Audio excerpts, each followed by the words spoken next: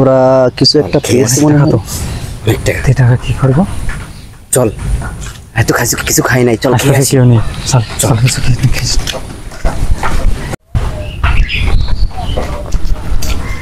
এই কি অবস্থা, কি অবস্থা? এই তো আলহামদুলিল্লাহ। তো কিছু একটা পাইলে মনে হচ্ছে নাকি? না, আমার মনে হলো কিছু একটা পাইছো বা উঠালে, এজন্য আর কি জিজ্ঞাসা করলাম। তোমরা কি জানো যে কুড়িয়ে পাওয়া কোনো জিনিসের বিধান কি?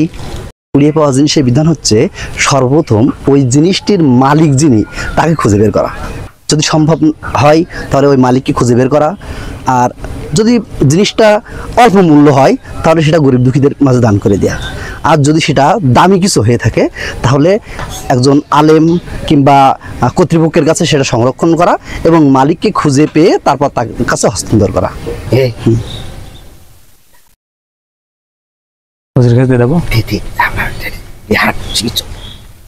হুজুর, আমরা এখান থেকে হেঁটে আসছিলাম, সেই সময় পথে পাইছিলাম, ও আমার কাছে দিচ্ছিলাম, আমি নিয়ে রাখছিলাম।